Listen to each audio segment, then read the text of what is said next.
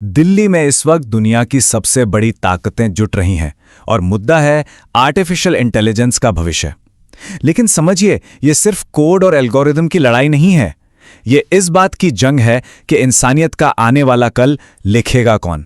तो आखिर कौन है वो दो पक्ष जो इस जंग में आमने सामने हैं? आज इसी बुनियादी टकराव को समझने की कोशिश करते हैं। और देखिए, इस पूरी समिट के दिल में एक ही सवाल है, दुनिया की सबसे शक्तिशाली टेक्नोलॉजी को कंट्रोल कौन करेगा।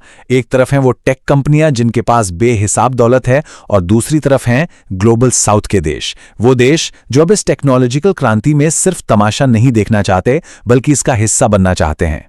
तो चलिए सीधे उस जगह चलते हैं जहां ये सब हो रहा है, एआई इंपैक्ट समिट। समझिए कि यहां दो बिल्कुल अलग दुनियाएं टकरा रही हैं, दो अलग सोच, दो अलग जरूरतें। अब जरा मेहमानों की लिस्ट देखिए। एक तरफ सूट बूट पहने सिलिकॉन वैली के अरबपति और दूसरी तरफ ग्लोबल साउथ के नेता। ये उन देशों से आते हैं जहां लोगों की रोज की कमाई बस कुछ ही डॉलर है। मतलब ऐसा संगम शायद ही पहले कभी देखने को मिला हो। अब इस पूरी लड़ाई को समझने के लिए दो शब्द बहुत जरूरी हैं। पहला एआई कॉलोनियलिज्म यानी एआई उपनिवेशवाद, और दूसरा टेक्नो गांधीज्म। एक तरफ तो ये डर है कि कहीं कुछ मुट्ठीभर कंपनियां ही एआई पर कब्जा ना कर लें, और दूसरी तरफ एक सोच है जो कहती कि टेक्नोलॉजी का इस्तेमाल समाज की भलाई के लिए होना चाहिए। तो ठीक है, पहले सिक्के का एक पहलू देखते हैं। आखिर सिलिकॉन वैली इस पूरी रेस को देख कैसे रही है। और यहां जो सोच का फर्क है वो बहुत बड़ा है। अमेरिकी टेक इंडस्ट्री के लिए ये वर्चस्व की लड़ाई है, चीन से आगे निकलने की होड़ है, और जाहिर है पैसा बनाने की रेस है। वहीं दूसरी तरफ ग्लोबल साउथ के लिए यह सामाजिक न्याय का सवाल है, गरीबों की मदद का जरिया है और लोगों की जिंदगी को बेहतर बनाने का एक मौका है। अमेरिकी उपराष्ट्रपति का ये बयान सुनिए, ये उनकी सोच को बिल्कुल साफ कर देता है, जो है आगे बढ़ो बनाते चलो। उनके लिए सेफ्टी की चिंता बाद में, पहले तेजी से बनाना और मार्केट पर कब्जा करना जरूरी है। और ये रेस कितनी तेज है इसका अंदाजा बस इस एक नंबर से लगाइए, 80 करोड़। जी हाँ, ये ओपन एआई के चैट जीपीटी के मौजूदा यूजर्स हैं। मतलब ये टेक्नोलॉजी जंगल की आग की तरह फैल रही है, कोई शक नहीं। पर क्या इसका कोई दूसरा रास्ता भी है? बिल्कुल है, और दिल्ली समिट में वही एक अलग नजरिया सामने रखा जा रहा है। ये जो कॉन्सेप्ट है ये एआई का पूरा मकसद ही बदल देता है। ये इसे कंपनियों के फायदे से हटाकर इंसानों के फायदे की तरफ मोड़ देता है। मतलब टेक्नोलॉजी कितनी फैंसी है इससे फर्क नहीं पड़ता, फर्क इस बात से पड़ता है कि वो कितने लोगों की जिंदगी को बेहतर बना रही है। और इस मामले में संयुक्त राष्ट्र यानी यूएन एक तरह से रेफरी की भूमिका में है। उनका स्टैंड बिल्कुल क्लियर है कि ये बिल्कुल भी मंजूर नहीं किया जाएगा कि एआई सिर्फ कुछ अमीर देशों की जागीर बनकर रह जाए। अब ये आंकड़ा देखिए, ये वाकई चौंकाने वाला है।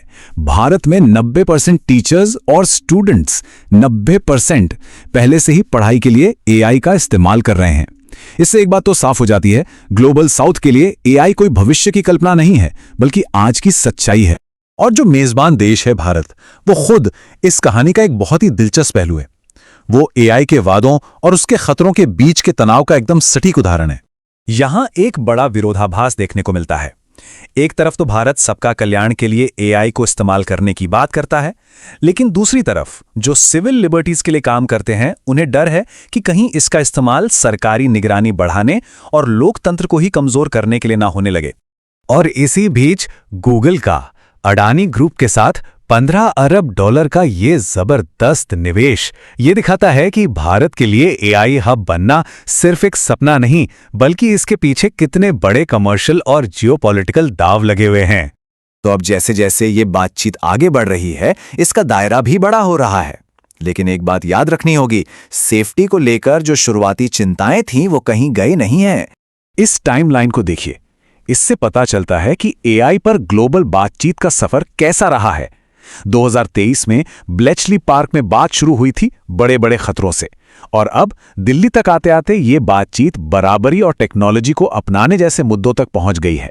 लेकिन समिट में एक्सपर्ट्स एक बहुत बड़ी चेतावनी भी दे रहे हैं। उनका कहना है कि हम एआई को अपनाने की रेस में तो बहुत आगे भाग रहे हैं, लेकिन इसके जो असली और गहरे खतरे हैं, जैसे एआई वाला युद्ध या लोकतंत्र के लिए खतरा, उनसे निपटने की हमारी तैयारी बहुत पीछे है। एआई सेफ्टी कनेक्ट के निकोलस मिहाइल की ये बात इस पूरी चिंता को एक लाइन में बयां कर देती हैं। वो कहते हैं कि खरबों डॉलर तो लगाए जा रहे हैं, लेकिन इन मॉडलों को सुरक्षित बनाने से हम अभी भी बहुत दूर हैं। तो आखिर में दिल्ली समिट कोई फाइनल जवाब नहीं देती, बल्कि ये दुनिया को एक बहुत ज़रूरी मोड़ पर लाकर खड़ा कर देती है। अब सवाल ये है कि दुनिया कौन सा रास्ता चुनेगी, और इसका जवाब ही हमारा भविष्य तय करेगा।